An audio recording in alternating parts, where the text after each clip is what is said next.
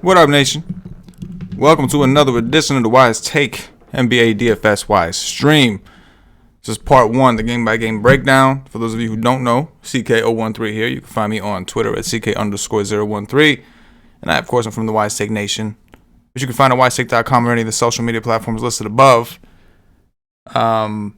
Interesting slate. We got a little bit of news late. Not that late. I mean, it's only 5 p.m. Eastern. But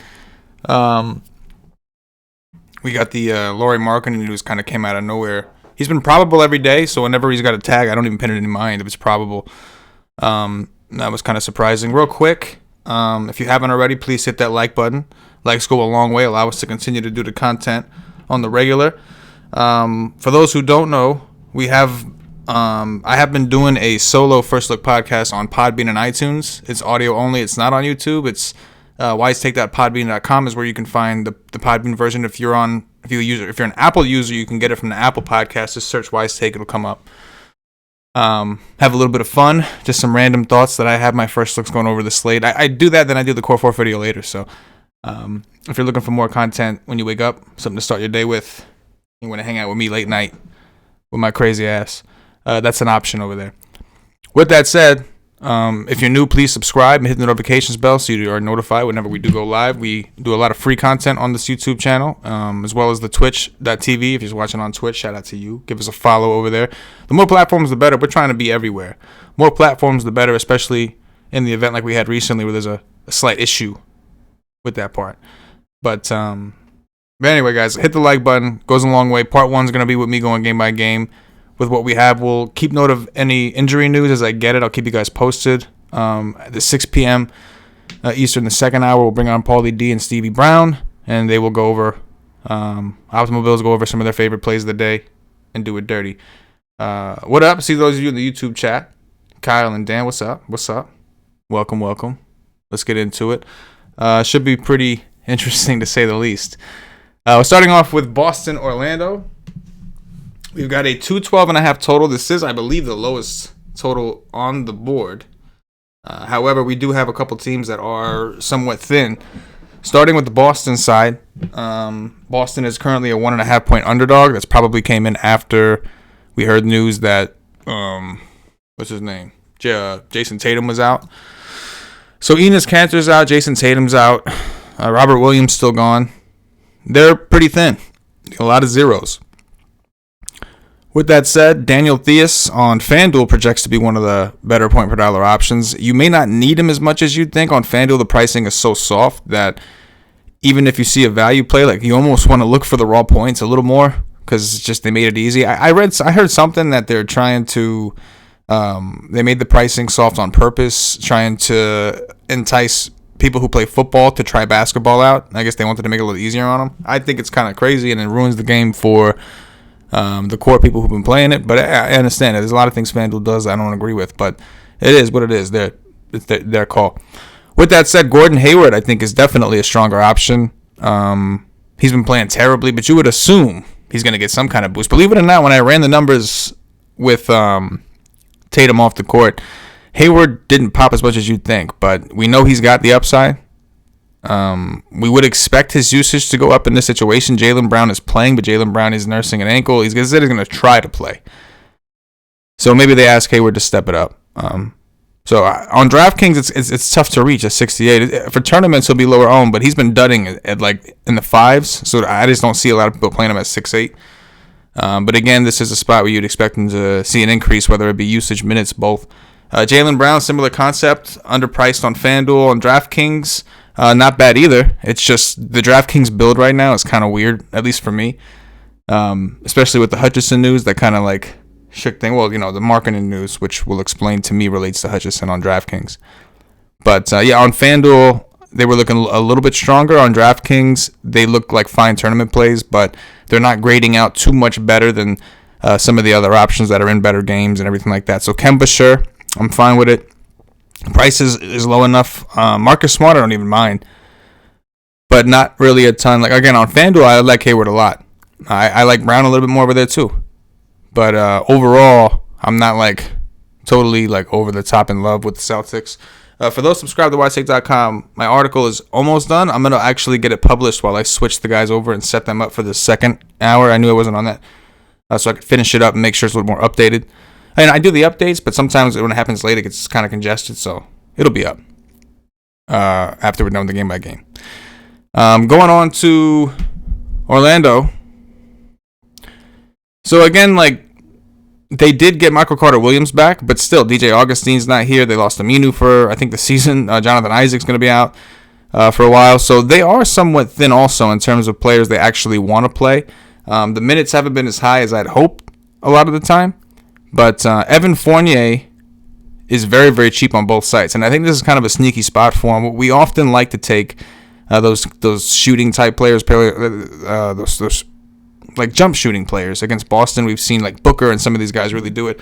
Fournier is not nearly as aggressive as some of those other ones that we like, but it is very tempting at his price point on both sites. DraftKings as well at 5,600. It's very tempting on both sites. So I do actually like Fournier, and I don't mind Gordon either.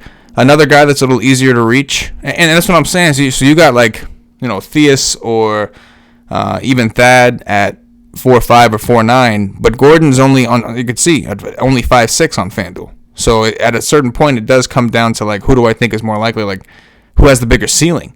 Say they both have a similar projection and Thaddeus Young is cheaper, then you got to ask yourself, who's got the bigger ceiling? And I think that's where things get interesting. Markelle Fultz on FanDuel I think is reachable, but that's a very deep position over there because of the soft pricing. On DraftKings, does seem a little bit overpriced for the matchup, but we know he's got the upside. Vooch is probably one of the more reliable Magic in this situation. He's going to get his 34. Outside of Daniel Dice Theus or whatever, like they really don't have any other true bigs. I guess Vincent Poirier will spend some time, but it should be a pretty easy matchup for Vooch from a rebounding perspective and everything else. But just keep in mind the game is slower paced and his price is a little elevated, but I think you can get Vooch at some low ownership tonight. I'm fine with that. But really, on DraftKings, I do like Fournier quite a bit. I think combination of his projection, his price over there, and the spot he's in, I do like him. Again, on FanDuel, it's tricky because they got Lou Will, who's underpriced. You got a lot of guys who's underpriced, including Fournier. 5.1 is way too cheap for him too. Let's go over to the next game. We've got Memphis Grizzlies and the Detroit Pistons. We got a 230 total, which for Detroit it seems pretty high, but it's because of Memphis. Detroit is -1 at home. We'll start with the Memphis side. Brandon Clark, we have around 23 minutes or so. Hard to project him for any more. He's got a high ceiling, it's the kind of player he is. It'll be really interesting if Drummond gets ruled out. Drummond was probable after missing last week with like a mouth injury, but he was upgraded. He was downgraded to questionable today with that mouth. So we'll have to see if he's out. Obviously, then they become a lot softer against bigs, and I think Clark's spot is even better. You could look at it inversely too. If he plays, maybe Joe Val's more likely to get in foul trouble, or which could lead Clark to more minutes. He's just a tournament play regardless, as he is most days. Dylan Brooks has been playing really well. It's hard to reflect on the projection because you don't want to overreact and project him for like 33 or 34 minutes. He's just not really playing that. But at the same time, you want to do something because he's been playing a lot better. His usage has actually looked really good. Just look him up. So he played 19 minutes against Boston. They obviously got blown out, so a lot of their guys didn't get run. But he had a 27% usage rate. The game before against New Orleans, 35 minutes, 30% usage rate. Against Cleveland, 28 minutes, 29% usage rate. And then against Houston, 31 minutes, 26% usage rate. So his usage has actually been really high. Maybe we should give him a boost just because of how well he's been playing. Again, I don't want to overreact, but you can see that he's like, because of how much he stood around earlier in the season, like he needs a lot more help, at least on DraftKings at 5.7. On 5.2, it won't take much to move the needle, but again, in comparison to some of the other players like Lou Williams and even Fournier, that doesn't make a big difference. On DraftKings, you really have to exaggerate something that I don't know if I'm comfortable doing. Let's just see what happens if we move this. Say hypothetically we moved it to like, say 32. I don't think it's going to change all that much. He just hasn't been a high-per-minute player, but you also want to adjust for what he's done recently. It helped a little. Or no, that was FanDuel. Where are we? Now I lost him. Dylan Brooks. So, yeah, 5.31 at 32 minutes. Doesn't change it enough to where I think you're going to get a ton. But I will say that the pricing on the slate is tough. Like, the smallest adjustment to a player could make a big difference. I was telling it to Paulie earlier when I was running some crunches, I was getting a lot of Marcus Morris. And I was like, why am I getting so much Marcus Morris? I looked at it. The projection wasn't all that great, but the position was kind of weak. So I think I lowered it by like a quarter of a minute, which only removed his I lowered his projection by like a fraction, like 0.2 or something like that. And I went from like 60% of them to like 15 just by that slim of a margin. So that shows me the pricing is pretty tight. Now, that was before the Thaddeus Young news. So obviously now you're going to get a shit ton of Thaddeus Young instead, but that's how tight it was before. So like the smallest tweak can make a difference. In terms of like ceiling of minutes, he could play like 33. Right? My Crowder's back, but he's not getting a ton of run. But it's going to come down to like a hot hand type of situation. But in tournaments, I really don't mind getting Dylan Brooks at all. I think he's viable. And I don't like the fact that I'm not getting any. So that's probably something I'll adjust. Ja Morant's prices come down. It's a competitive position, but the prices come down to match the upside. The floor is a little lower than we'd like, but we know the ceiling is there, which makes him just a tournament guy. If Drummond plays, I would think that means Joval is going to play more. Obviously, the matchup wouldn't be as good. If Drummond is out, the matchup becomes great for Joval. I just don't know how much they'll play him because we've seen them go small. They seem to like to do that. And that's kind of the issue with Jaren Jackson Jr., Jonas Valanciunas, and Clark. As far as Jaren Jackson goes, it's a really soft matchup on the defensive end, assuming that we see Markieff again. We'll have to see who starts. But if it is Markieff, Jaylen Brown just got ruled out. That's going to change things for the Boston Celtics for sure. So there's going to be some more value opening up. That's something we'll give it a second, and if we have time, we'll come back. If not, either way, I'll update them. For those of you who subscribe to WiseTake.com, after the game by game, I will update any injury that comes out now. Make a note of it now for Jaylen Brown. And again, guys, these projections you see on the screen, this is a visual I made, but the actual projections themselves are available to WiseTake Nation subscribers at WiseTake.com. Available with day passes as well. You could download them, upload them into the optimizer of your choice, whatever you want to do. These are the projections that I use. And I will be tweaking this Jaylen Brown news, so we'll have to come back and analyze that. In the time being, what I do want to check. Let's just check. From a usage standpoint, I mean, it's got to be rare. Let's see. Boston Celtics, we're going to take off. I mean, that makes Hayward a phenomenal play on FanDuel. Not that he wasn't already. It kind of already was. I do think it makes Smart more interesting, too. We could see more time for him on the court. No doubt. It makes him really thin. I mean, I know the total's low, but it's going to make us have to look at Boston real hard. On FanDuel, it was already the case, but this is where we are.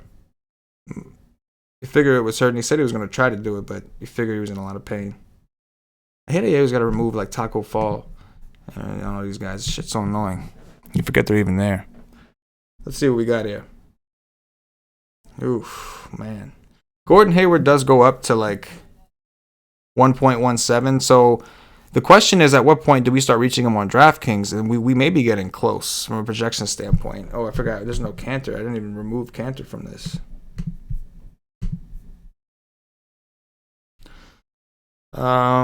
Oh, the sample's so small with all these guys off. So small. I mean, Kemba's usage looks massive. Hayward's usage looks okay. The point per minute hasn't been great, but the sample is so small. Javonte Green, actually, in a very limited sample, is interesting. But like I said, we'll come back. We'll reflect those, update them on the projections, and come back to it. But coming back here, again, the center situation with Memphis is something you're going to have to take a chance on if you want. And I say the situation because I'm referring to Brandon Clark, Joval, whichever one you may want. Dylan Brooks, I think, is a legitimate option. And then, what's his name? Ja Morant, also on the table. Looking at Detroit, we know Reggie Jackson is back. Jackson is 4K on on FanDuel, really low price, really good matchup against Memphis. In 19 minutes in his first game back, he went crazy. He went for like 30-something DraftKings points. Just went nuts. Took a lot of shots, everything. But again, on FanDuel, I don't know if you need him at this point at 4K. I don't know if you need that 4K because of how soft a lot of the pricing is. And on DraftKings, 4.5 is a little bit of a stretch. Derrick Rose, also an interesting tournament option. Very good matchup. Curious to see. I would assume that Jackson may impact Rose's minutes, especially because they don't want to be playing Rose 34 minutes a game. So I would assume that the more that he plays, the more we'll see Rose's minutes come back down to earth. But the matchup is good. If Drummond's in, he was going to be somewhat popular from what I saw. I saw a lot of places projecting him for around 30% or so. When I really don't like picking on Jovo that much. Now I understand it's a pace-up matchup, so people are thinking increased opportunities, and that's definitely on the table. And if Jovo were to get in foul trouble, then it would be really juicy for Drummond. If Drummond is out, then obviously the other players get a boost. Markieff Morris, if he gets the start again, I'd still be willing to go back because of how aggressive he's been. And Jaren Jackson Jr. I don't consider a good defender, especially with his tendencies to get into foul trouble. And then of course Christian Wood we have to consider. The price is somewhat elevated now, so got to see how much meat is left on the bone. But I think Markieff Morris, especially on FanDuel at 4,300, would become a really strong option. I mean, he could be a decent option even now. But if Drummond's out, then we know the usage will be there as well. So we'll have to see what the starting lineup is. Luckily, we should have that. But Detroit's going to be paced up. They're not typically a team in games with 230 totals unless their opponent warrants it. So here's a tweet from Fantasy Labs. Celtics available. Oh, Taco Fall is up there. Kemba Walker, Ojale, Hayward, Theus, Wanamaker, Green, Edwards, Grant Williams, Poirier, and Fall. So this is going to make Hayward, Walker, and Smart pretty strong options because you would think they're going to stagger the three of those guys in some way to make sure at least one is on the court at all times, if not two. So that's a situation we'll have to reanalyze. And of course, not to mention there could be value falling around it. We'll come back to that. Let's go on to the next game. We've got the Toronto Raptors and the New York Knicks. Knicks are home. We have a 217.5 total. Knicks are 8-point home underdogs. Starting with Toronto, Siakam is an interesting option today. I think he played 34 in the last game, so I think the minute restriction is gone. We know he's got massive ceiling, so I'm good with him on tournaments. Van Fleet did play elevated minutes. I think it was an overtime game, but he did play elevated minutes, which makes me think that he'll be able to play the big minutes he was playing prior to his injury. So I think Van Fleet in tournaments also, it's just the price. The price has gotten up. OG's really cheap, but kind of hard to rely on at this point. Kyle Lowry's minutes have been coming down in that last game. And with Van Vliet back, I think they're trying to give him somewhat of a rest, although 7K for Lowry is low. So I don't mind him in tournaments. The Ibaka Gasol thing I'm not terribly interested in. Just a combination of their prices and having to guess which one you think it is. I'm just not crazy about. We have other options I like better.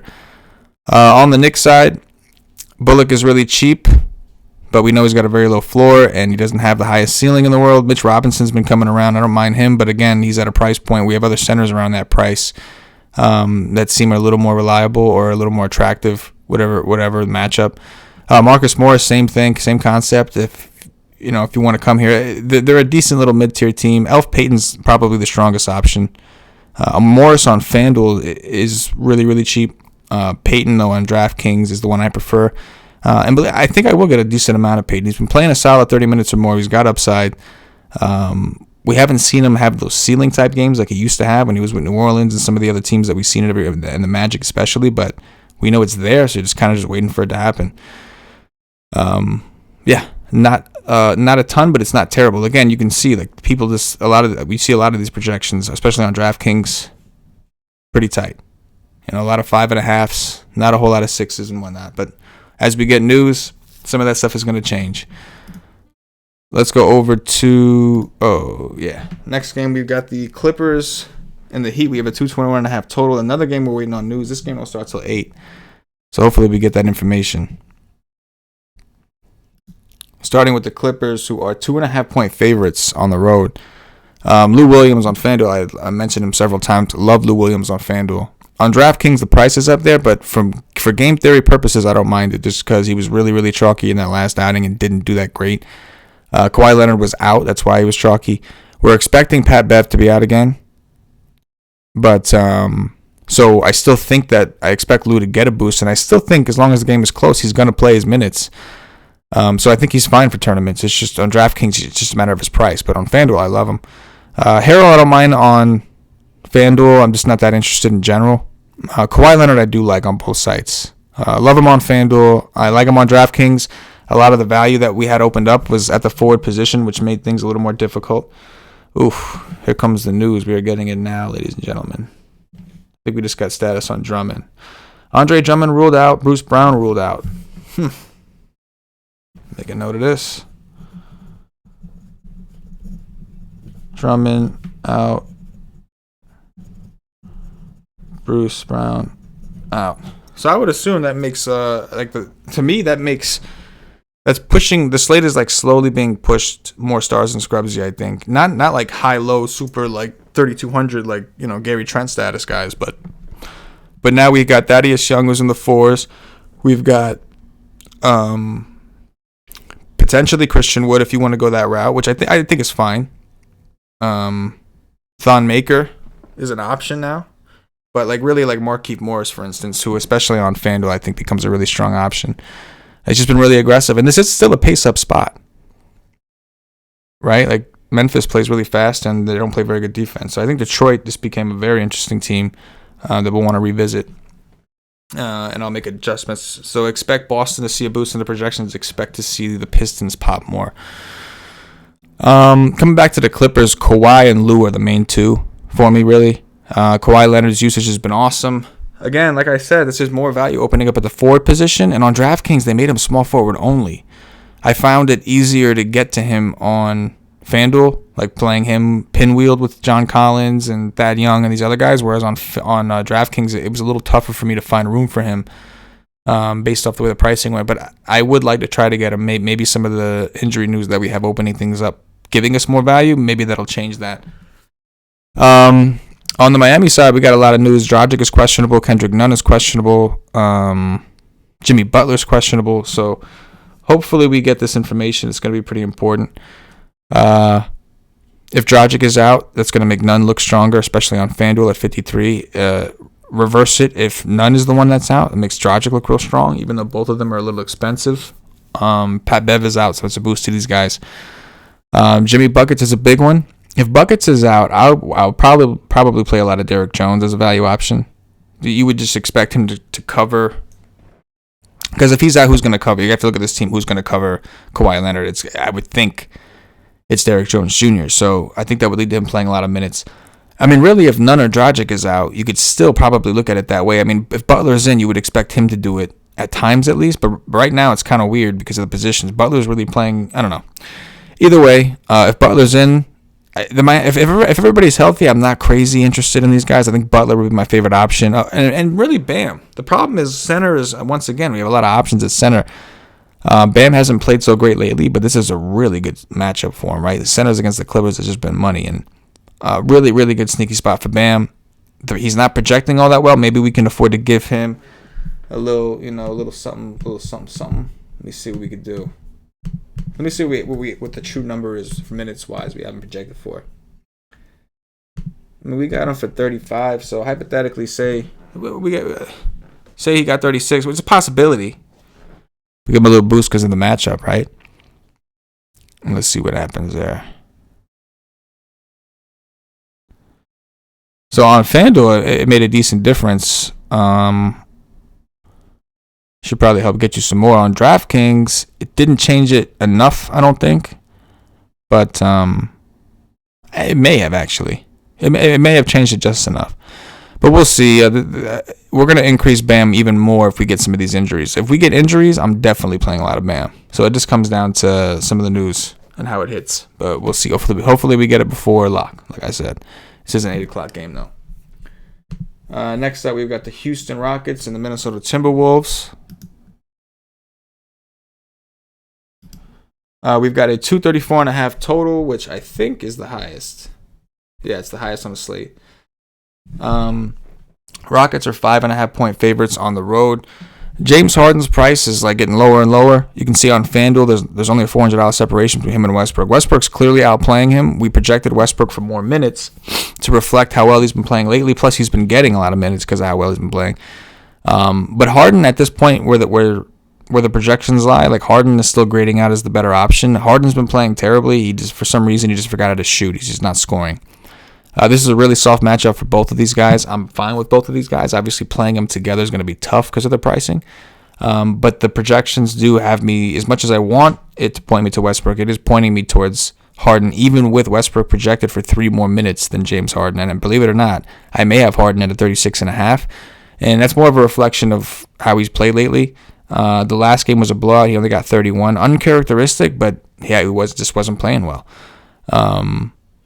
So yeah, I do like Harden and Westbrook. Unfortunately, I think I'm leaning Harden a little bit more. It's just like an ownership thing. Like I know at this point, I'm pretty sure if people are looking at these two, they might prefer Westbrook by now because of how well he's played. He's played really well. And so if we're going to get Harden at lower ownership, I'm just going to lean towards him more. Capella, I don't mind just because they're going to need him on the court for Cat. They're going to need a lot of him. He's going to play big minutes. That's really it. On the Minnesota side, Shabazz Napier, I think is an interesting option at point guard, especially on FanDuel. Andrew Wiggins is certainly an option. He's been playing a lot better. Position wasn't all that strong from a pricing perspective outside of you get through a couple players and then it kind of weakened up. I think Karl Anthony Towns is an interesting spend up. I expect him to have lower ownership. He had a history of just destroying Minnesota. Our boy BK was big on that back in the day, but in recent meetings, he hasn't done as well, as consistently at least. So I think it's fine, but center is a relatively deep position today. We'll see between potentially saving money at the position and also settling for mid-tier options. There's options. Culver hasn't looked very good, and the minutes have reflected it. It's really just Napier, Cat. I don't hate Covington, but I think he's going to see some PJ Tucker. I don't love that. So really, Napier, Cat, Wiggins. Next up, we got the Hawks and the Thunder.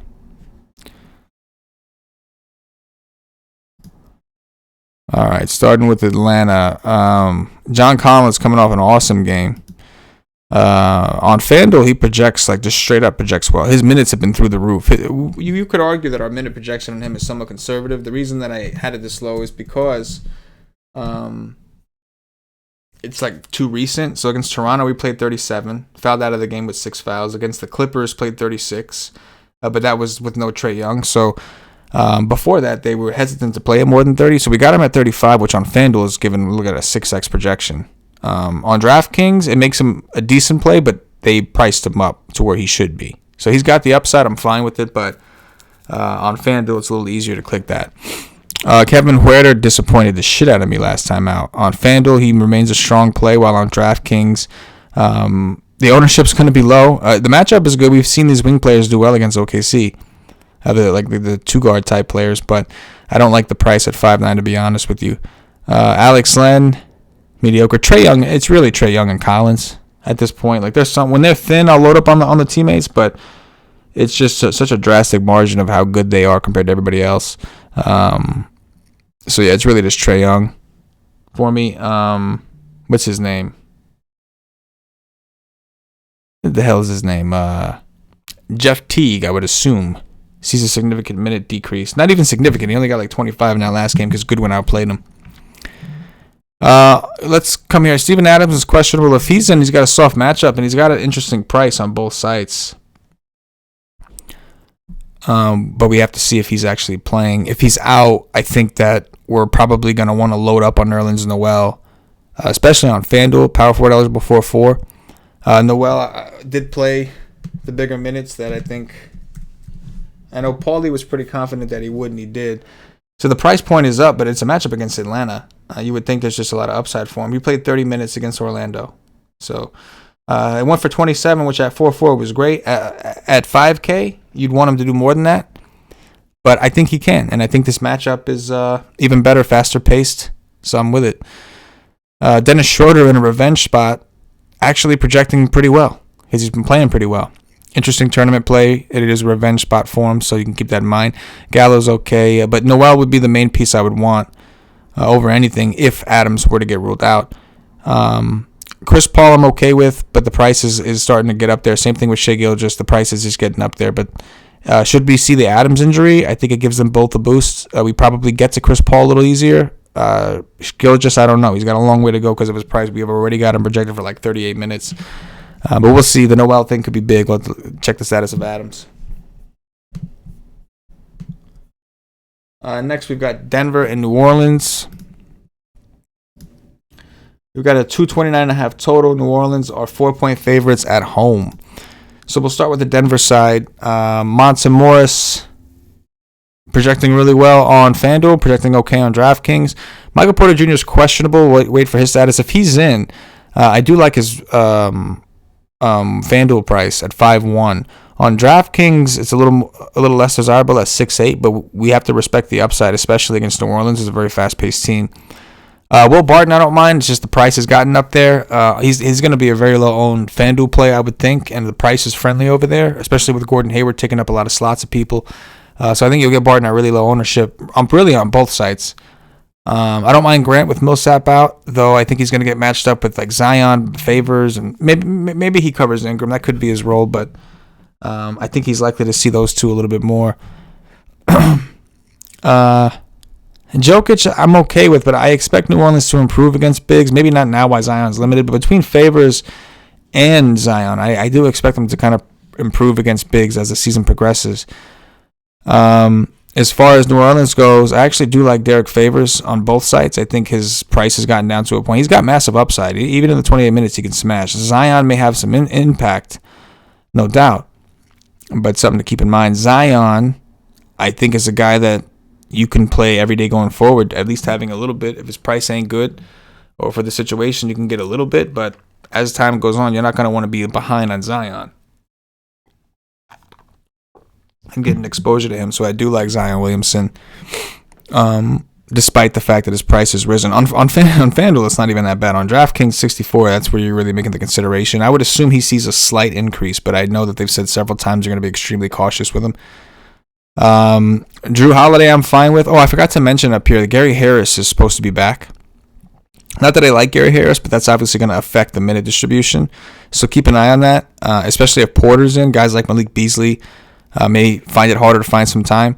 On the inverse, if Porter is out, I think it solidifies Monte Morris's minutes a little bit more at the point guard, and also gives a little more room for guys like Beasley if you wanted to go there. But from New Orleans, Brandon Ingram, Derek Favors, Zion are the main ones. I don't mind Lonzo. He's been playing well still, playing big minutes, but I just don't know how much I reach him with the other point guard options we have. So it's really Favors and Ingram as the main two, and Zion just to grab some. Obviously, the price is not great, but just to grab some. Next, we've got the Sacramento Kings and the Chicago Bulls. The sack. We have a 217.5 total. The Bulls are 1-point favorites at home. Dwayne Dedmon, from a point per dollar perspective, is I think in play. We have him. It says 29. It's a roundup. We actually have him at 28.5 right now, which could be aggressive. Maybe something we have to reanalyze, considering that Chicago lost Markkanen and now they're down to like Cornette and Felicio as their bigs. Maybe they don't need Dedmon. Maybe they do go smaller. We could see Bielitsa play some 5 today. Which in turn, I think that Chicago wouldn't have a problem doing the same thing and just playing Thad down there. It would bring an extra guard on for both sides. Bogdanovich gets on the court with Fox and Hield and all those guys, right? Hield slides down to the 3, or Bogdan does. Barnes down to the 4, Bielitsa at the 5. We could definitely see them go something like that because, like I said, the Bulls can counter, bring on like a White on the court, slide everybody down, Levine to the 3. And, play Thad at like the 5 or something. So it's possible. So that's what makes me a little weary on Dedmon, is we're not guaranteed. Like, if Markkanen was there, he's at least a little bigger. So, why not? But I don't know. Dedmon got 31 minutes last time. So I got no reason to believe they wouldn't give him the minutes again unless they're just designed to go to go small. We know that they're trying to trade Dedmon. So maybe I should lower him a little bit. Maybe we'll get rid of the half. I mean, he just played 31 minutes. They clearly would rather play out, and they're trying to trade him. So you'd think they're trying to get him showcased a little bit and everything. We'll give him just a regular old 28. But this has been a really good spot to attack for DFS in general, centers against the Bulls. So it is what it is. Dedmon extremely cheap on FanDuel at 3,900. 4,600 still cheap on DraftKings, but obviously it seems like we have some stronger value now, and the center position is kind of deep. So I'm okay with him, but I'm not like over the top with him. Bogdanovich on FanDuel is extremely cheap. He's someone who could benefit from the situation. Again, like I said, if both teams are willing to go smaller, I don't mind Bogdanovich on either side. I think on DraftKings, even his price is really low. I would like to project him for 30. It just seems like that would be a little bit of a stretch to project him for. Let's just see what he's done. Oh, you son of a...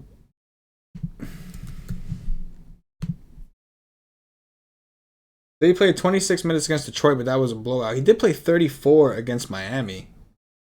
23 against Utah in a blowout. The Kings have been involved in a lot of blowouts. It's just every game. So maybe the plan is for him to play a little more. Maybe we can give him 30. If we do that, he's going to project really well for us. If you have an opinion on how many minutes you think Bogdanovich plays, drop it in the chat. Like I said, 26 minutes against Detroit, but that game ended 127 to 106, and he does not start. So similarly to Lou Williams, if the game blows out too quickly, he misses out on a rotation. Against Miami, I believe that was an overtime game. I think. Let's check.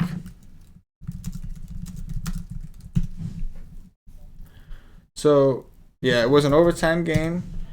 And I'm curious to see. Let's pull up Popcorn Machine and see what we could find on that.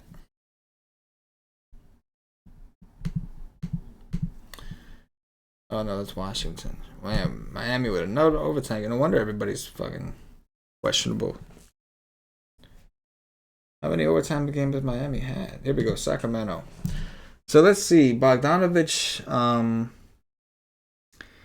he did close the game. He played almost the entire fourth quarter. If you take away overtime, he played about 29 minutes if you take away overtime. What is our true minute projection on it? We have him at 29. So say we go to 29 and a half, right? Like it's going to show 30, but it's really 29 and a half. Does that help? Because I do think he's a guy we want exposure to, and he could benefit, like I said, from this situation. That's going to help him out quite a bit, actually. You see, De'Aaron Fox is a guy that right now I'm getting a lot of, and I'm fine with that. Because he's just been showing massive upside, and now you can see Bogdanovich is projecting for almost as well. So I think that's a good sign. I like that. Like I said, I like De'Aaron Fox a lot. He's probably one of my favorite point guards on the slate against the Bulls. Buddy Hield I'm okay with. So the Kings are one of those teams, right? Bielitsa's a little bit of an overpay, but again, I could see a scenario where he kind of benefits, and maybe he even plays some 5. If they go small, he's the 5. And he played 29 minutes in that blowout. He played 37 minutes in that game against Miami. That's the issue. It's like the minutes are just never true.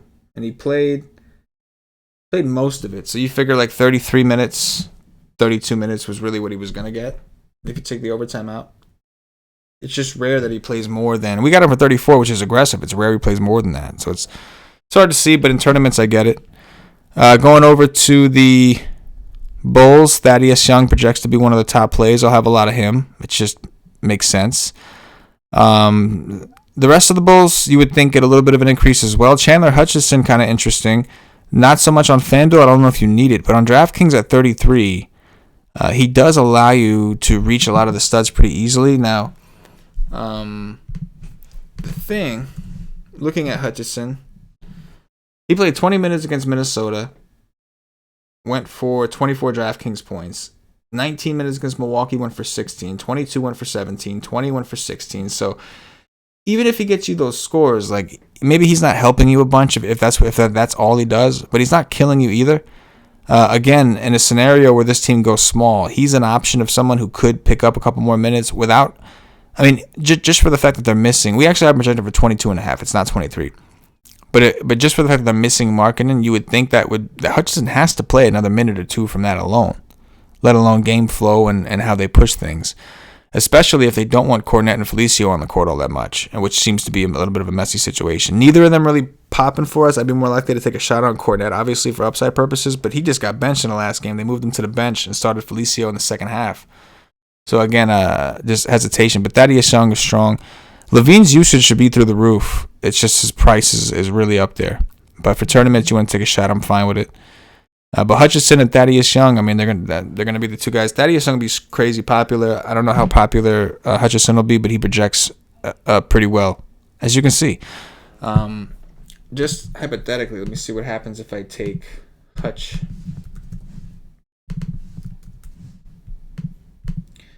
We go with Hutchinson. So say we gave him like 22 minutes. Which I think normally we'd have him project. Before the marketing news, he was at like 19. I think we had him at 19 or 20. So we are giving him a boost still. Bumps him down to 5.78x on DraftKings, which is probably healthy because like I don't think it's a guy I want to like have 100% of. I don't think. You know, one interesting thing Levine said he liked when they went small, and he liked having Hutchinson on the court because Hutchinson is one more body that can catch. If he gets the rebound, he could just run with it. And he did say specifically it makes them faster. So this game could be kind of, I'm just going to throw it out there. It could be kind of sneaky. If I was going to bet on the total, I'd probably bet on the over. Just on a hunch that these guys go smaller and the game's speed picks up. But that's it. But yeah, Thaddeus Young. It's going to be chalk. Chalk City, chalk. Next up, we got the Phoenix Suns and the San Antonio Spurs. Let's do it. Let me just peek up on the chat real quick. Who's starting tonight, Bogdan? Oh, Hield to the bench. Oh, no shit. Is that right? Somebody said Hield's on the bench and Bogdan is starting? Brogdon or Bogdan? Oh, yeah, here we go. I just got a notification, too. Bogdanovich will start ahead of Buddy Hield. That's pretty big. I mean, wow. That may have some impact on multiple things.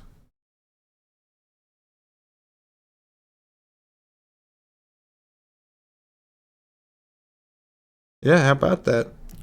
So, yeah, I mean, going back to Sacramento, Bogdan becomes a extremely strong play on both sides. Because, like, you're just assuming that he was already getting 30 minutes, basically 29 minutes off the bench.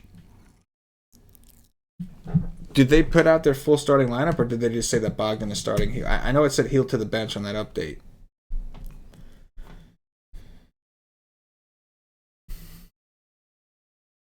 So, everybody's expecting Dedmon to start still. But yeah, that's something else we're gonna have to go back and tweak. I mean, we got to give more minutes to Bogdanovich, and that's just gonna make him a lot stronger. And we may have to take a few away from Hield, but I'll take it. He's cheaper anyway. What I'm worried about is how does this affect De'Aaron Fox? Don't get me wrong, Hield is a higher usage player too, but Bogdanovich, like Fox, can distribute.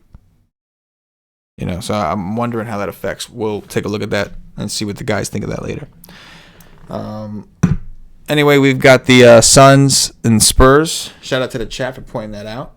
That's why I had a feeling I had to come in here and check. I had a feeling.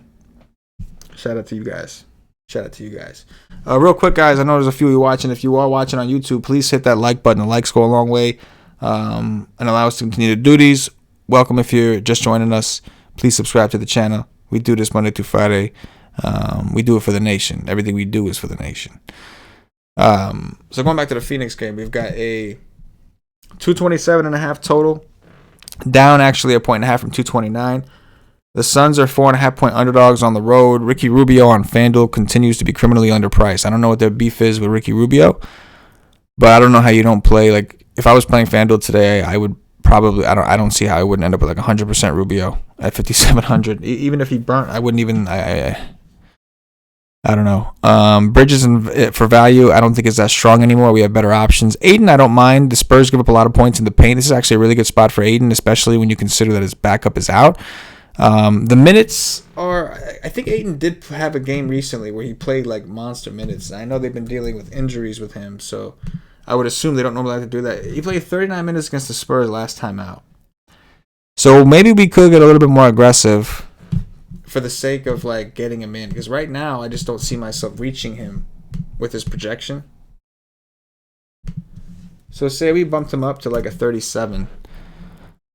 Which, like, come on, I mean, that's the trend for all these guys, right? Like, Rubio's playing 36 minutes a game. Booker's playing like 38 to 40. Oubre's playing like 38 to 40. On FanDuel, it helped a lot. You can see he projects really well on FanDuel. On DraftKings 5.3, it helped, but I don't know how substantial it is. But on FanDuel, it really, really helped. I do like Ayton, good spot. I'm fine with Oubre. These are all tournament options, just if you like the game. Same thing with Booker. Their prices, I don't think are anything great on DraftKings. On FanDuel, Rubio is like a steal. But they're just a tournament team. Take a shot, see what you get back. It is the Spurs, not a good defensive team. You would anticipate a close game. Vegas thinks it's going to be a close game, so I'm fine with it. On the other side, we've got Rudy Gay is really cheap. The problem is Rudy Gay, I don't think, played very much in the last game. Let's see. So, yeah, Rudy Gay played 9 minutes against New Orleans. I'm not sure why. I know he was dealing with some illnesses or injuries or whatever beforehand. But this is a guy that was playing 20, 20, 26, 21, 25. He's a guy that was playing. So I'm not sure why he got 9. Either way, I mean, if he was going to play the 20, 3.7, 3.8 is way too cheap. But is he going to play the 20? Like, what's going on?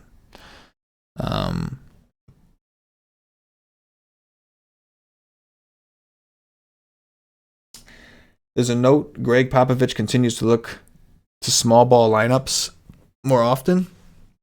And, like, not just, like, real small. Like, they're playing, like, Forbes and Patty Mills and all these guys and Derek White together. And it's cutting Gay out a little bit. Because then they went DeRozan or LMA, one of those guys on the court. But the price is really low. DeRozan, a tournament option. LaMarcus Aldridge, the price is a little elevated. We were getting him real cheap. Now they want us to pay a little bit. He's coming off of a ceiling game. It's a good matchup, but just a tournament option because the price is now elevated. Not a ton. I like this game better last time. But I do like Rubio on FanDuel, and I think Ayton is once again in a really good spot. I'm fine with him. What we got next? We've got the Indiana Pacers and the Golden State Warriors with a 215 total. This is the second lowest total on the board outside of that Boston game. And we've got some injuries. The Pacers are 5.5-point favorites on the road. So Malcolm Brogdon, we know, is out. I would expect Aaron Holiday to start. I've got Aaron Holiday around 28 minutes.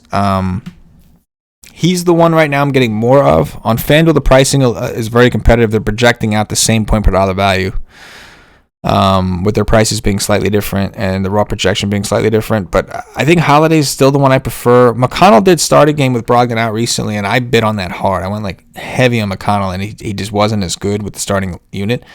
He played more minutes, and he's coming off a great game. He double-doubled with assists. He's had 2 straight games with double-digit assists. So I like them both. I really do. I think I have a slight preference towards Holiday. That's probably because he's cheaper. But I respect McConnell's upside. So I think that they're both guys you want exposure to. Same thing with Miles Turner. Sabonis is the one everybody prefers, obviously, because how good he is. But Miles Turner has a cupcake matchup against Golden State. I know that the minutes have been down, but looking back at it, it was one game he played like 21 minutes because he's fouled out of the game in 21 minutes. And the other games were either blowouts or foul trouble. It was constantly blowout, foul trouble, blowout, foul trouble. So I think in a competitive game, which maybe this isn't, but if the game were, I think he should get around 28 minutes or more. And again, it's a super soft matchup against the Warriors. Every center is just doing it dirty to the Warriors. So I do like Turner. Lamb is Lamb is an interesting value play. TJ Warren did well for us in the revenge spot, but now the price has me a little. On FanDuel, it's not so bad, but it's a deep position. So Sabonis is the one. If money's not an option, Sabonis is the one you want, no doubt. I think you could pair him up with McConnell if you'd like, or Holiday. But really, it's a Holiday. Like, if I had to rank it, it'd be Holiday, Turner, McConnell for me. These guys were in the core 4 last night. I don't know if they're... The way the builds are going, like, I find myself wanting to spend up a little bit more at the guard position because some of the value that's breaking out is coming at the forward position. So it makes me want to spend more on the guards, which makes me less likely to need the McConnell and Holidays. But I'm going to have some for sure. And the projections... reflect that I'm going to end up with some, even if it's like 20 to 30% instead of the 40 or 50 I was looking at before. I'll have some. With that said, the Warriors, it's really D'Lo. I don't mind Damian Lee. He could be a sneaky option. It's hard to play him over Bogdanovic right now, but Could be a sneaky option. But with everybody healthy, assuming everybody is, Draymond is certainly in play. His minutes are always kind of in flux. He's not playing monster minutes. It's really just D'Lo. D'Angelo Russell for me, that's it. D'Lo from the Warriors, that's it. So we got about 6 minutes until the next show comes up. Appreciate those of you who hung out with us for the first hour. Again, guys, if you're just joining us, please hit that like button. I'm going to make some adjustments to these projections. Obviously, we just got a bunch of injury news over that last hour. Interesting statement here from Corey Crenshaw in the YouTube chat. Healed off the bench, does he smash with all the bench usage? That's a very good point. It's a very good point. Healed off the bench. So Bogdanovich normally gets that, right? So when you're looking at second unit players, maybe it's a better move for Hield. Maybe Hield can comfortably take more shots because there's less people to compete. So that is something to consider. That is a good point. Kyle Boga says, Holiday lock, Alvin Taylor says fire up Deadman. Yeah, I'm loving it. I'm loving it. It's an interesting slate. I'm digging it. So again, I will be updating my article. I'll be posting my article shortly. I'm gonna sign off here in a second. You just stay here. You don't have to go anywhere. I'm gonna switch to like a little screen while we make the transition. Call up Paulie D and Stevie Brown and have them take over. So you don't gotta go anywhere. You just gotta chill. Here, I'm trying to get some background music. You guys can let me know if you hear it or not. But I'm trying to play some. I'm having a difficult time with the program doing it. I don't know. Some of the best programs I can't get because I have a Mac. Poor me. But don't go anywhere. We will be right back at about 6 o'clock, maybe 6:05, give or take. I'll keep you guys posted. But again, not ending the stream. Just going to switch to a transition screen and just kind of wait till we get everything set up. And we'll be back. So don't go nowhere. Be back in a second.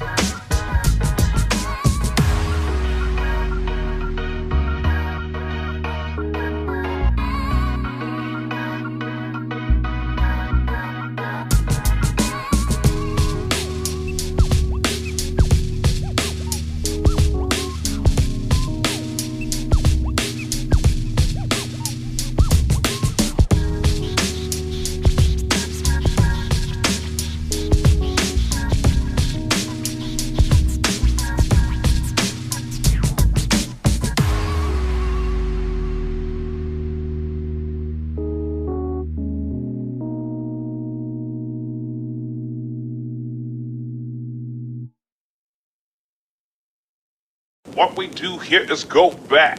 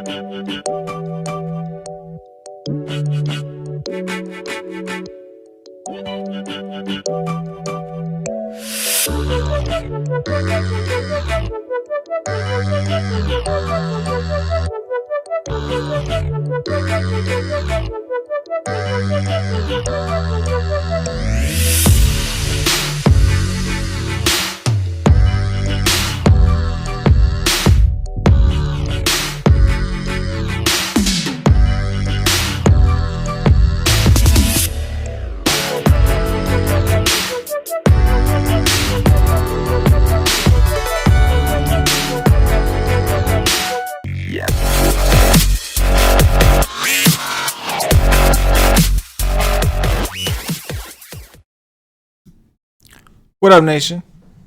We're back. Sorry for the delay. Waiting on Stevie Brown, downtown Stevie Brown. He's running late in traffic, whatever Stevie Browns do. But we're joined by the GOAT, the true OG, Paulie D. Paulie, what's happening? What's happening? Paulie was doing some interesting things in between. I was like, I can't leave this man here just waiting for Stevie. I gotta get him on the air. And the kind of mood Paulie's in today, just kind of, you can see the look in his eye right now. You could just see it. It's just one of those days. Stevie will be joining us, and when he does, I'll hop off, throw him on, guys. Still got to finish my article and finish the projections. But I wanted to get things going. Didn't want to keep everybody waiting. I wanted to hear Paulie's thoughts on a big portion of the slate as I make my final decisions. Paulie, talk to me about your overall, like what you're looking at with the slate. Yeah, we just got bombarded with a bunch of unique news.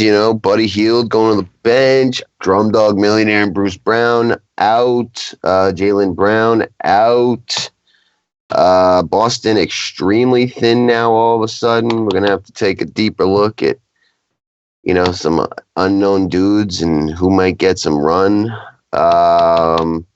Looks like Willie Cauley-Stein just got traded, so one less big for the Warriors. And we're, kind of waiting on some shit. Like, I'm seeing Jimmy Butler not in the projected lineup, which, that'd be pretty critical news. A lot to digest. Before that, we got some questionable value today. There's a couple bigs that are all right. This kind of feels like the slate 2 or 3 days ago where, there was a lot of value, but none of it was, real standout. Like TJ McConnell's out there at, 4 and change. It's not, under 4 like, he normally is. You got, Dwayne Dedman, Thad Young, Markieff Morris, Christian Wood, all just kind of emerging. Which should make for a decent stars and scrubs kind of slate, but it's a huge slate. There's stuff, there's mid-tier builds and stars and scrub builds. I don't have a strong take just yet on which route I want to take. There's a couple players I'm really into, Kemba Walker being probably my favorite right now. We'll see what else hits, but I think at this point, a stars and scrubs build will probably be the optimal route, in my opinion. Yeah, I agree. I mean, like I said before, I was complaining to you about how strict the pricing was on DraftKings, saying it makes things really tough. And now that's not the case anymore. Now there's enough value. It may not be 3K value, but there's enough value. You got to hear some of the responses. Stevie's here. What up, Stevie? I'll set you up in a second. But real quick, I just got to share. I just got to share some of the stuff that the nation. Some of the stuff the nation says in the chat. So MG says he's ready for the news and he's ready for the plays. He's ready. Ranimal says it's been a long, hard wait. It's just the way that we've tainted these people's minds. It's just it's a glorious thing, man. It's like you built a fucking a cult here. It's a glorious thing. They came with innocent, honest intentions, and now their own family won't even look at them. Now they're doing dirty to their neighbor and blaming us. And dropping what? Dropping what, Stevie? And dropping what? Come again? Dropping what? 7s. There you go. All day. Hold on, let me clean up before I turn on my camera. All day. Mess. Going back to the slate, Paulie, why don't you talk about some of your favorite studs, mid-tier value, all that? We'll start with the studs. Studdingtons. Yeah, so, I mean, I think it's James Harden at this point.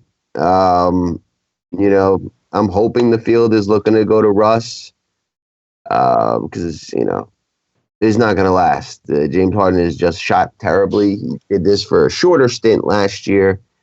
And I think this is like the absolute perfect spot for him to just blow up. And we certainly got the value. He's not even that expensive.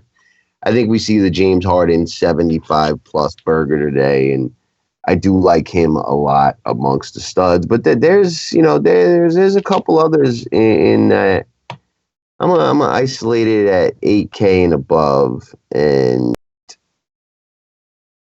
you know, I do like Jokic. You know, I mean, it looks like only Gary Harris will be coming back. Maybe Michael Porter. Porter's back. That could change some things. But with just Gary Harris, I still like Jokic. Kawhi Leonard, I think, is in a phenomenal spot. But I do want to know if Butler's there. There, you know, it concerns me a little bit about the game staying close. Trae Young at 9.4. That's you just have to get some of that because the guy usually goes to 60s. You know, Domantas Sabonis is in an absolute smash spot. You know, I'm cool with De'Aaron Fox. I think, you know, we all know about Karl Anthony Towns' history against the Rockets. And, you know, I'm a little concerned about his rebound since he's come back. But I think, like, you know, against Houston, it's a good spot to get that all back. Devin Booker's been dropping 50 pluses on the reg, and you know, I don't see San Antonio really running away from anybody. And then the Bulls just got thinner with no Markkanen, and Zach LaVine has just been an absolute beast. So I could get behind him as well. But I would say Harden, Trae Young, and Jokic are probably my favorites, with like Domantas Sabonis not too far behind. Before we get into the mid-tier here, Paulie, we did just get news from Miami. Goran Dragic and Nunn have been ruled out. Goran Dragic and Nunn. Both of their point guards. Jimmy Butler will play. So I would anticipate Bam and Jimmy Bucket's usage to be through the roof. Maybe Tyler Hero. Talk to me about some of the guys you think that will benefit. Paulie, you first, and then Stevie, when you're ready, you go ahead and chime in, all right? Yeah, definitely Tyler Hero. I love Tyler Hero right now with both Dragic and Nunn out because he'll bring up the rock a little bit. Yeah, give me some Tyler Hero, that's for sure. James Johnson's probably now going to be in play. They'll let him play some point. Derrick Jones Jr. is a phenomenal play. They're just going to stick him on Kawhi for as many minutes as he can handle or doesn't get into foul trouble. Could we dare see a Dion Waiters appearance today? Oh man. I mean, you kind of have to. In no way will I still consider him, but their front court so thin now. Jimmy Butler, Duncan Robinson, and really Tyler Hero, and outside of that, Robinson really can't handle the ball very much. So, like, you know, Jimmy Butler, and that's Hero, and like Necktat are going to be bringing up the ball. Watch, James Johnson's going to play some point today, but yeah, his minutes last game really actually shot me too. Did he close out the game too? Yeah, he did. He played really well. Dion Waiters, if he's like in the starting lineup, I will load up on. It would be just like Dion Waiters to just drop a 50 burger out of nowhere, like, you know, and then go away and never see or be heard from the rest of the season. But definitely Tyler Hero just went skyrocketing up in my book. I already love Derrick Jones Jr. Oh shit. Okay. Yeah. Wow, Miami. So how do you compare them to some of the other chalkier value we have? Like, if you look elsewhere, there's value in like both big spots, like Christian Wood, Dedmon, some of the other guys like that. And then we have a chalkier kind of mid-range to upper tier for guards, where it's like Derrick Rose, chalky, Kemba Walker, some of those other guys. You think it's gonna be more contrarian to play like? I'm still not really considering Waiters, but how chalky you think like Hero and I guess Jimmy Butler get now? Jimmy Butler probably gets somewhat chalky. I don't know if the public jumps on Hero or not. I guess it depends what their starting lineup looks like. I would, yeah, that's gonna be. Oh man, I'm trying to think. You definitely have Jimmy Butler, Duncan Robinson, same usual there. Um, it's that fifth spot that's gonna be interesting though. Bench. Indeed. True play for real. Oh god, more chalk on the slates. Could be crazy. So, Stevie, which studs interest you the most? I like Kemba, obviously with all the injuries there. I'm torn. Like I think I'm gonna be playing Derrick Rose and Cash, but FanDuel is definitely a lot more viable where he's under 7K. But DK, the price tag's not cheap. Like he's almost 8K there. Like even tournaments, like uh, I don't know what I want to be doing with him. I'm either gonna go very over the field or very under the field. I'm not really gonna be meeting the field with him, especially if I'm playing the cash games. But it's Kemba. I don't really think I'm touching. If I play one of the Rockets guys, I still think I'd rather play Harden. Even though Russ is coming in a lot lower owned. Trae Young, of course, like he's so cheap. I don't care. Like, I can, first of all, like, off of basketball, like, do you think he should have been an All-Star starter? Who? Trae Young? Yeah. Absolutely. All right, fair enough. But yeah, That fucking East team is so bad compared to the West too. It's hilarious, but yeah, Trae Young. I mean, that Atlanta team without Trae Young is horrible, and I've been really impressed with how they compete against good teams when he's there. I mean, I don't think he's as good as Luka, but I think he's damn close, and I definitely think he should be starting. Yeah, oh man, it's good. So I think they're kind of similar players. I think they're both like overhyped a bit, though. I think I don't know. I don't want to come out with some hot takes right now. Would you rather going forward next 5 years, Luka or Trae Young? Luka. All right, back to tonight's slate. What are you doing with Boston? I'm playing a lot of Kemba Walker. Gordon. He's my favorite player on the slate. But yeah, we should look at Boston because, Kemba, Marcus Smart, Gordon Hayward. Dumpster diving with like a Semi Ojeleye, Grant Williams, Brad Wanamaker, fail chalk every time he's chalk.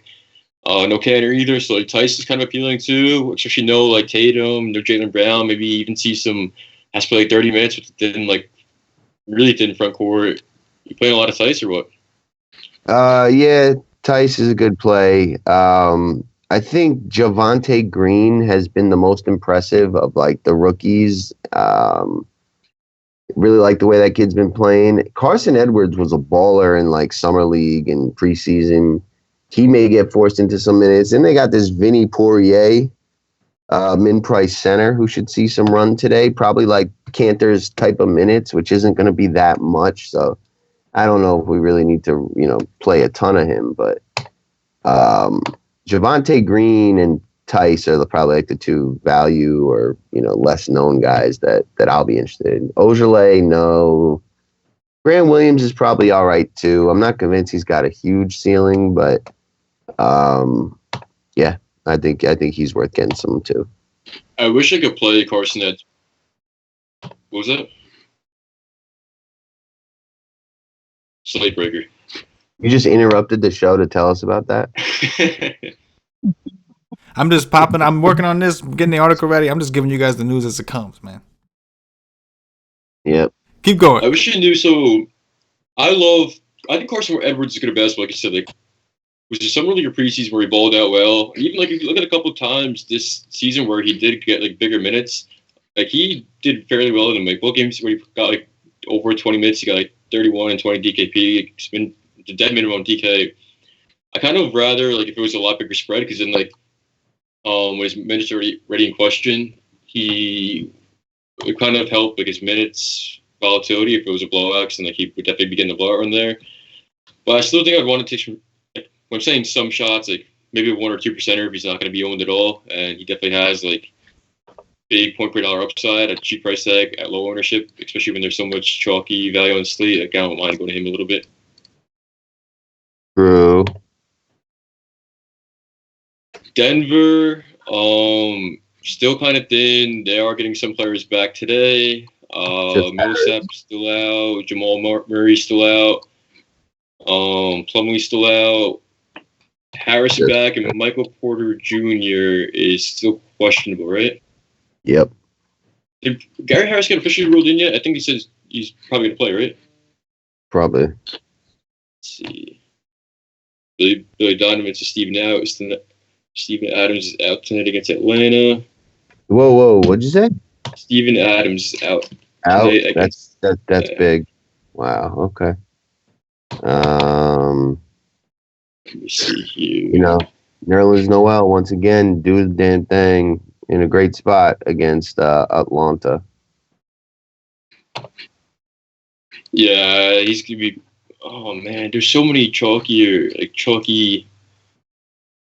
cheap bigs now. All right, so if we're putting Nerlens Noel in play, which he definitely is now, compare him to like guys like Christian Wood, Deadman. Who else we got in that range? Who would you feel safest with compared to? We'll stick with those three: Deadman, Christian Wood, Nerlens Noel. Safest. We want more tournaments. Noel, Wood, Deadman in that order. I'll have the most Noel, then Wood, then Deadman. Noel, Wood, Deadman.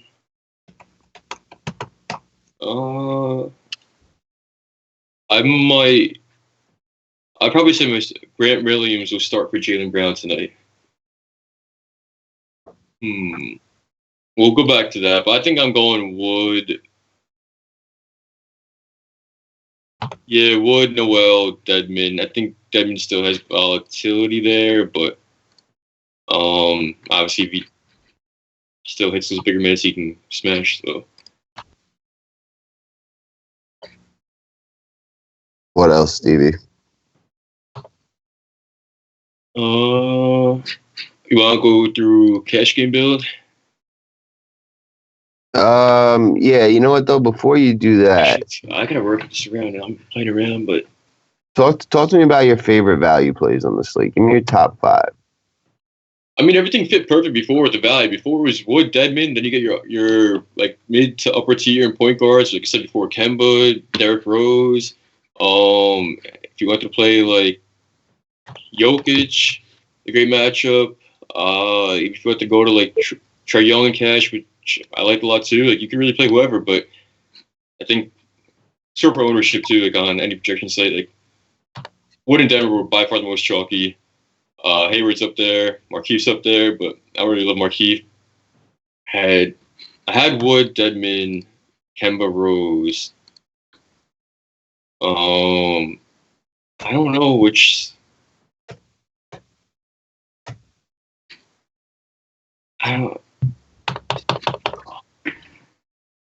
You kind of can go.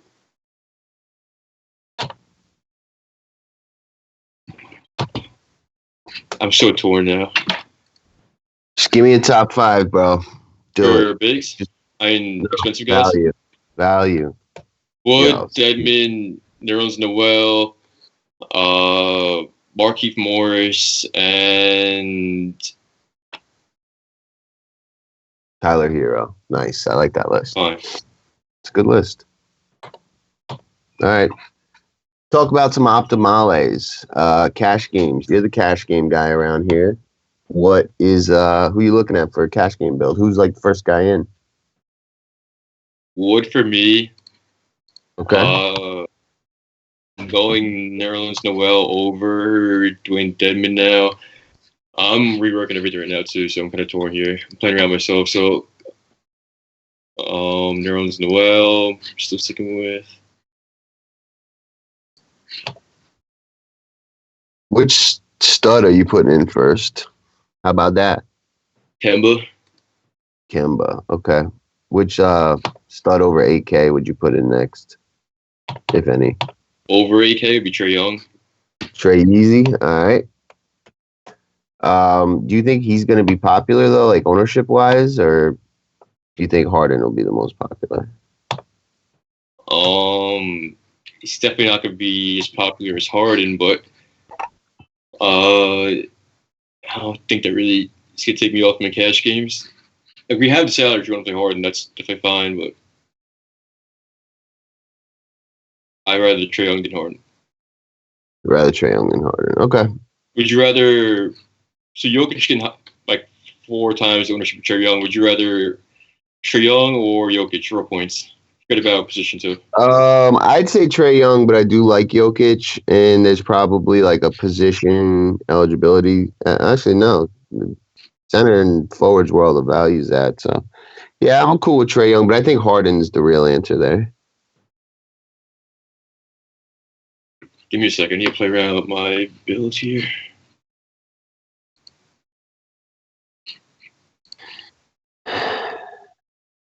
Make doing things I never do.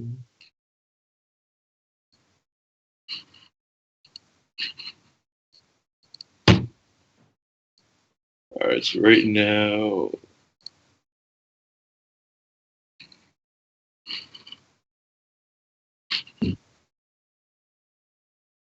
so if you're playing cash games, who are the first 4 or 5 guys you have plugged in? I want Kemba, Tyler Hero, Gordon Hayward, Christian Wood, Nerlens Noel. If you want to play Trae Young, you can. Still have about 6K remaining per. Otherwise, you 7K for the last any 3 players you want, really. All right. Sounds Who good do you to think is me. priority after that? Jimmy Butler probably with all those guys out. See you later. All right, we'll go Jimmy Butler.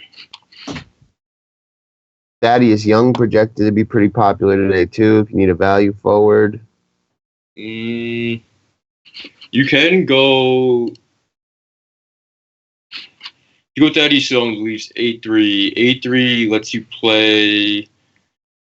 bam. I don't really love that range though. Like Ingram, Bam, Fox, D'Lo's fine, but you still have a bunch of salary remaining with him. Say you want Derrick Rose, Jimmy Butler. What does that leave us? 5-3. We're looking back at value there. Can go Bogdan, getting the start for Buddy Hield. Bogdan could be very popular, and he's probably going to do awesome. So yeah, do that. Actually fits perfect with 100 left. Kemba, Tyler Hero, Hayward, Wood, Noel, Derrick Rose, Jimmy Butler, Bogdan. There you go. Hold on, I gotta upload that before making changes.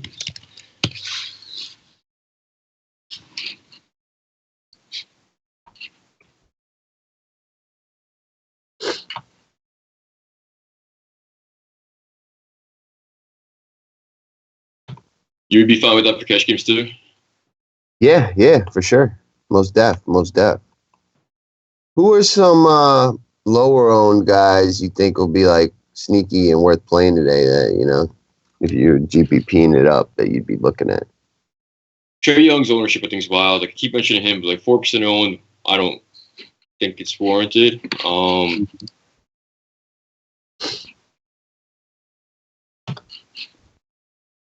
Otherwise, let's see. I'm gonna sort by ownership, scroll all the way down.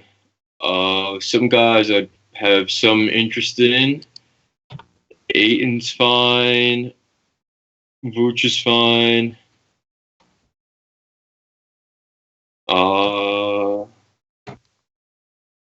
Damn, they did fucking Zion's price 30 on DK now.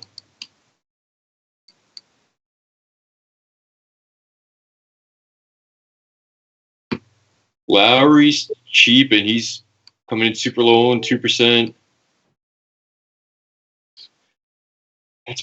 Oh my god, that fucking Detroit starting lineup so ugly. Reggie Jackson, Derrick Rose, Steve Mykhailiuk, Sekou Doumbouya, and Don Maker. Wow.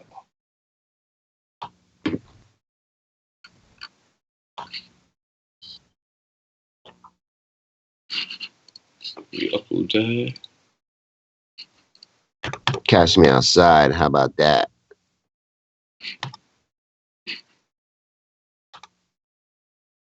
Stevie. How about that? How about that? You know nothing about that. I actually like that cash lineup a lot. How about that?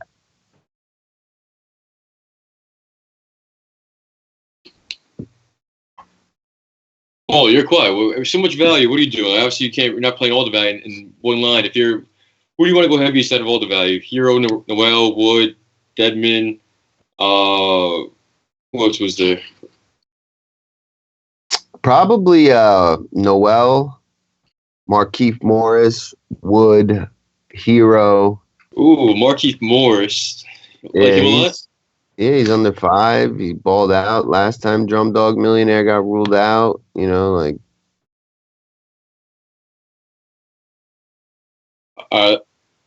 No. He's not. So with Sekou Doumbaya and Don Maker. Man, I'd love to see Miami starting lineup. They start at 8 p.m. We probably ain't going to get it, though. Let's go over under ownership. You're playing a lot of tournaments today? Oh, for sure. Every day, all day. Christian Wood, 53%. I think Under. it's an obvious one. Okay, good. Dwayne Dedman, 42%. I'm saying the field will be under, or I'll be under 2. Dwayne Dedman, how much? 42. That's no way good to stick that. 42. I'm sure it's after field will be before under. the Noel news too. Yeah. Gordon Hayward at 37%. Under. Markeith Morris, 35. Under. Kemba, 30. Over. D Rose, 28. That's probably like right on, you know. This is starting to get to the range of ownership where I'm interested where you are. Daddy's selling 25. That feels about right. Maybe the field will be slightly over.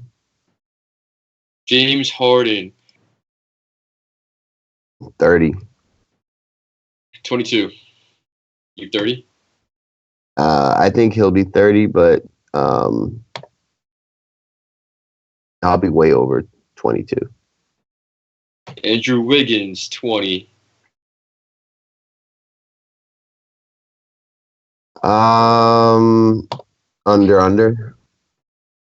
There's 3 more guys I'm interested in. D'Lo, 20.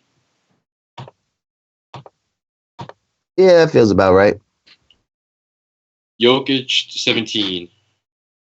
Yeah, that feels about right too. Because like most of the values at the big, so I think that'll affect the ownership of the spend ups. All right.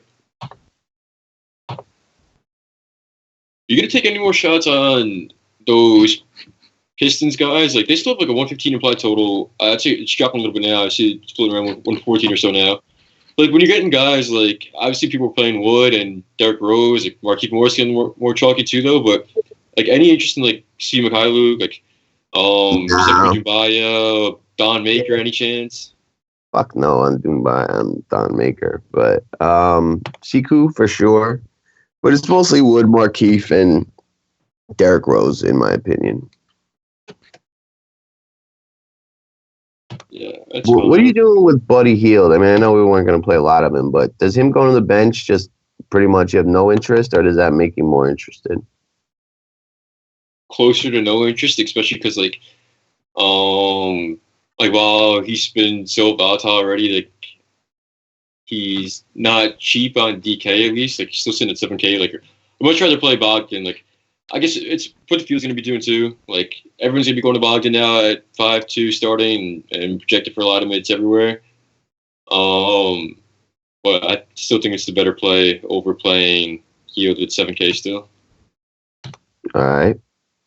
Like, would you rather the 7K Hield at no ownership, or would you rather play the 5-2 Bogdan starting at 13%?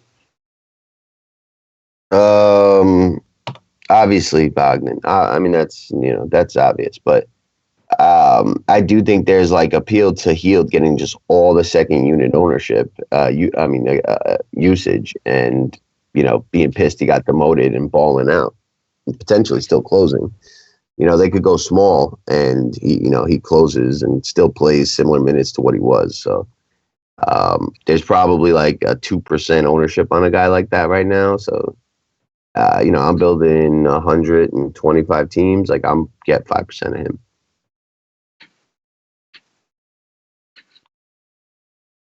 Grant Williams starting. Do you like him at all? Yeah, I mean, yeah, definitely. He's really cheap, so yes. Yeah, close to min price. Well, min price of FanDuel, close to that in DK. If he has like 25, 30 minute upside starting, you can sort it by game logs. Like 3 games played over 25 minutes, 20, 16, 24. Like min price, it's fine. I hate slates like this where somebody chalky value plays. Yeah, 18 minutes to Lock Nation.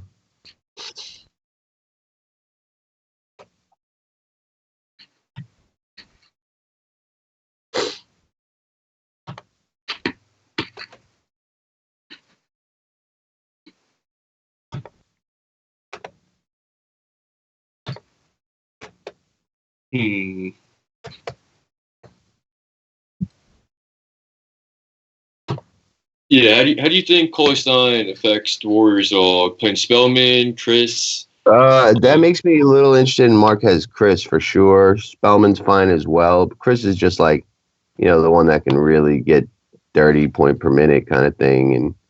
And in my opinion, he's going to be the biggest like fantasy beneficiary. Where is he? What's his price? I like Spellman a lot. Okay. Like he's always been a quality, even back in Atlanta and everything too. He's been a great per minute player. Like they've shown they trusted him to ran him starting lineups 2 times before. I think he should get the bigger minutes today. He's super cheap on DK. He's a little more expensive on FanDuel, but I think out of a lot of the value today, like he definitely has higher ceiling and a lot higher floor than most other value too. Okay. I think the really Paulie Stein trade to Dallas is bizarre though. Like you're taking, like what you want to take minutes away from Porzingis at the 5 and Kleber at the 5 just to play like a below average center. I don't know.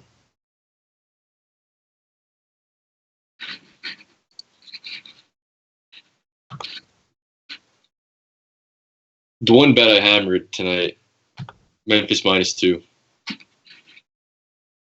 Memphis -2?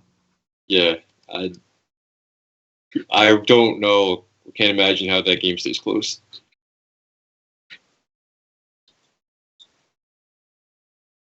I can get behind that. Detroit's terrible. Bro, they're starting fucking a crippled Reggie Jackson, Derrick Rose, fine. Svi Mikhailuk, the guy's name I can't even pronounce, and fucking Don Maker. Son to Don. Don't mess with him.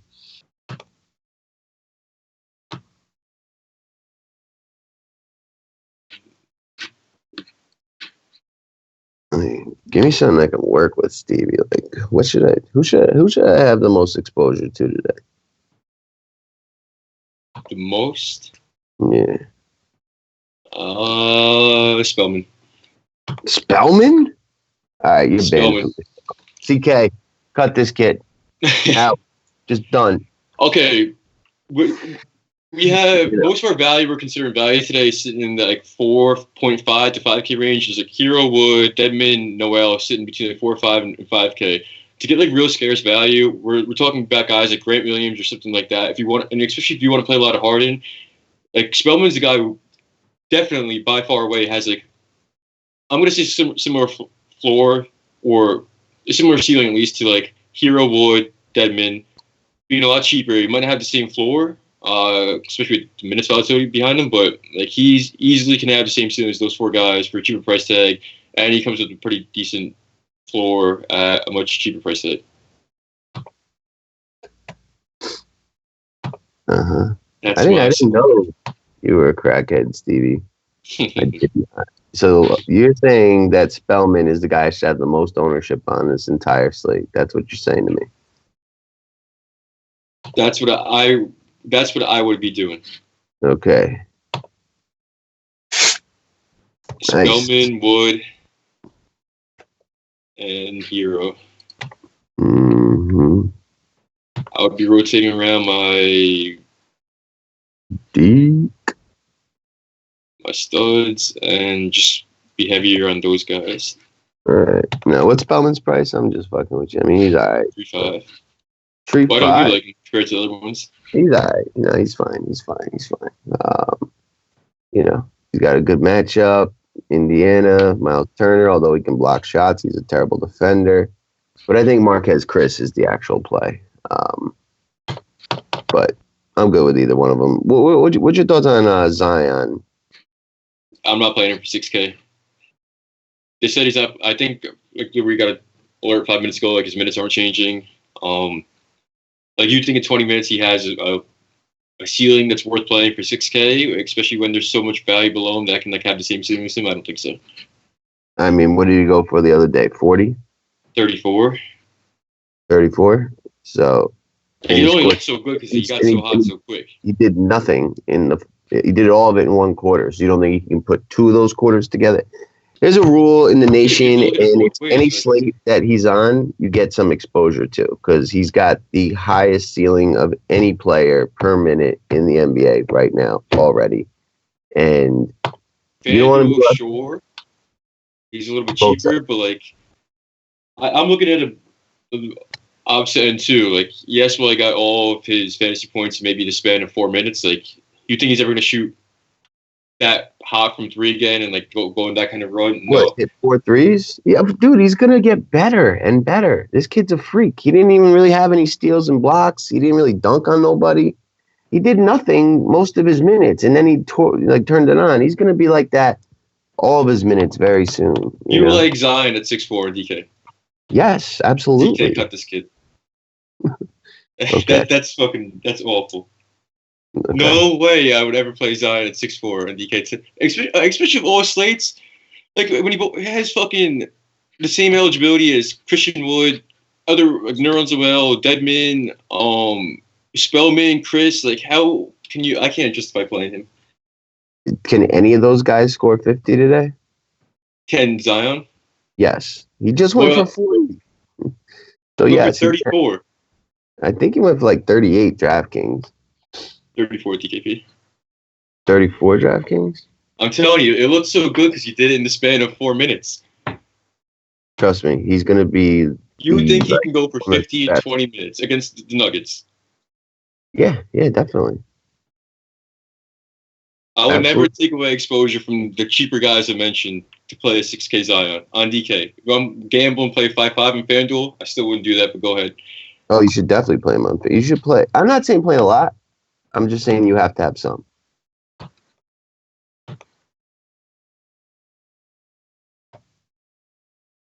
right. Mandatory. 11 minutes to lock, Nash. So start getting that shit in because this is a wonky slate. If you see a Miami lineup, Stevie, holla at your boy. Let me double check my Beat Raider Twitter thing. What do you think he averages per minute on the season? Fantasy point. 1.7. He's going to be the highest point per minute player in the NBA, right? We've seen this like a few times. Right? This is the same as when Embiid made his debut, and everyone was scared to play, and he just kept popping off and popping off.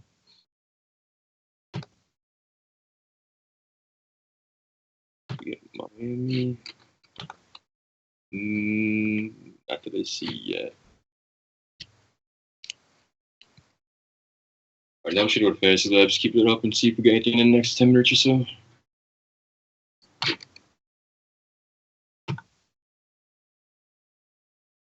CK, what's your thoughts on the value here?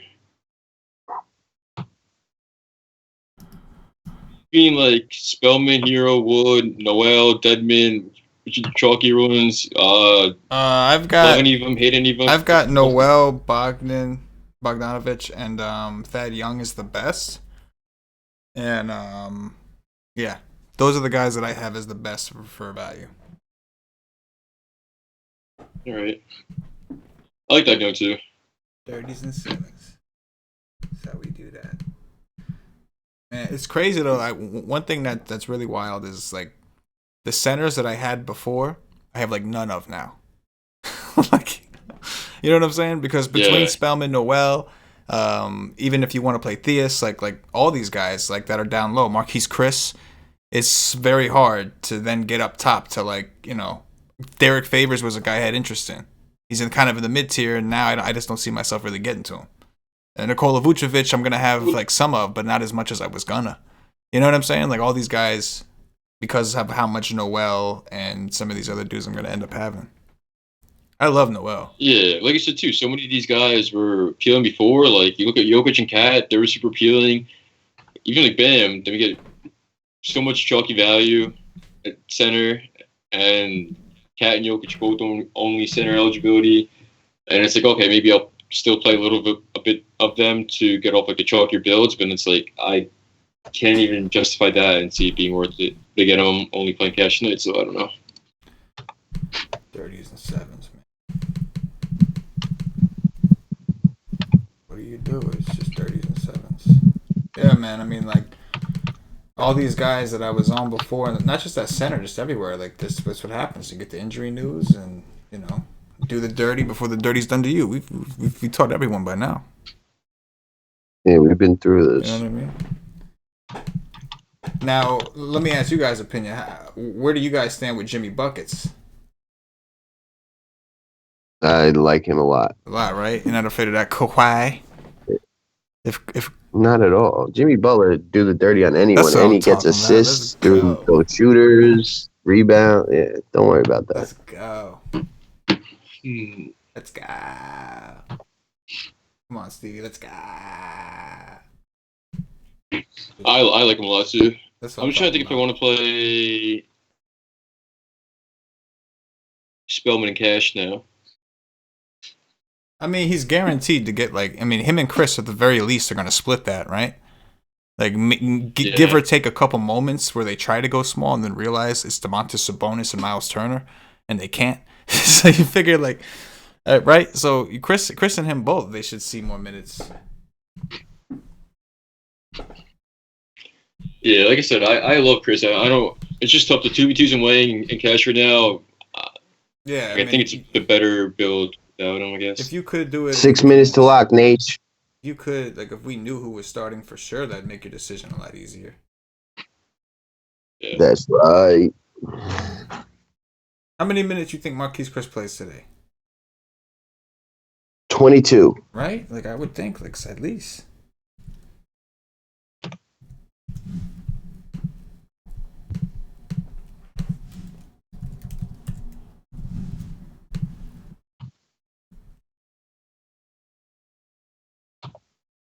Would you guys play Chris over Spellman?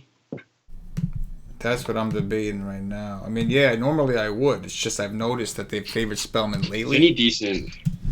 You know what I mean? They favored Spellman lately, but that wasn't the case before. You know what I'm saying? Like, Chris was the guy. I mean, he's the guy that they had to cut and then they re-signed because they wanted him. You know. So that's what I'm saying. I think they end up splitting those minutes.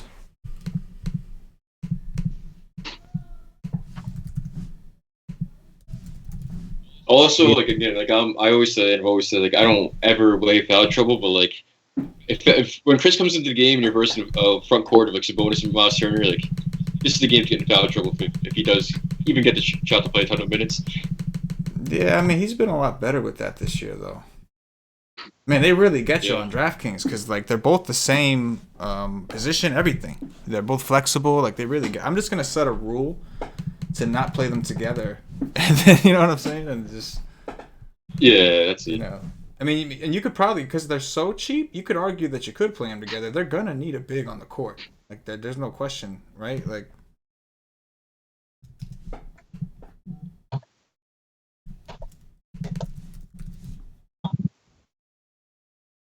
We see a lot more. 4 minutes to lock Nation. Pascal's minute projection on the site I'm looking at so low, and his fucking fantasy production. Am I missing something with him?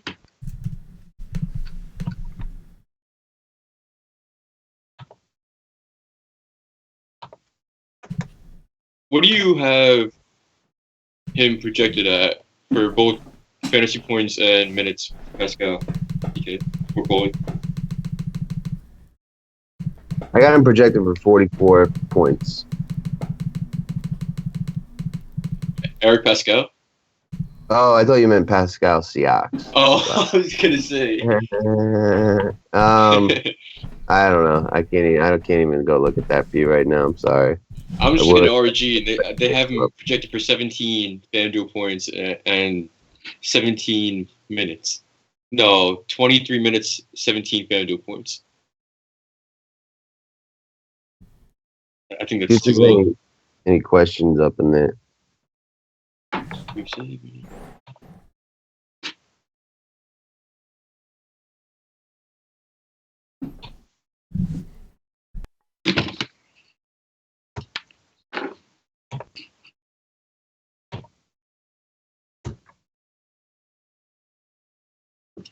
If Michael Porter plays, any interest in him against the Pelicans?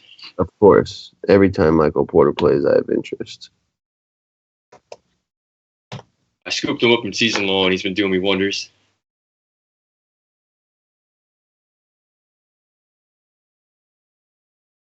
Look at his fucking FanDuel price. That's insane. I really like Derek Jones Jr. too, by the way, from Miami. He's just going to be on the court guarding, what's his name? Kawhi, like the whole game.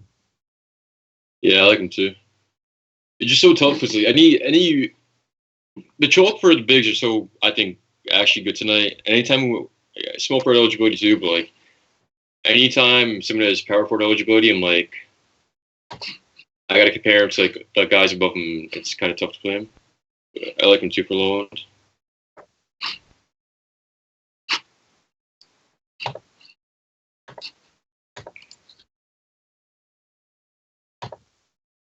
Just taking what I got for cash and lock this baby in.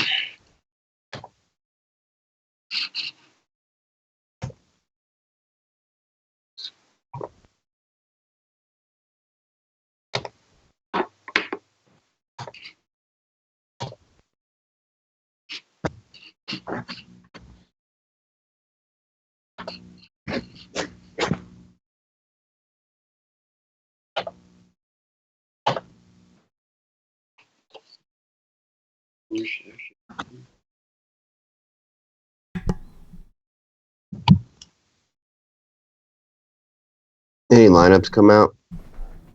Not anything too important for us. We ate the Kings a little while ago, and that's been it.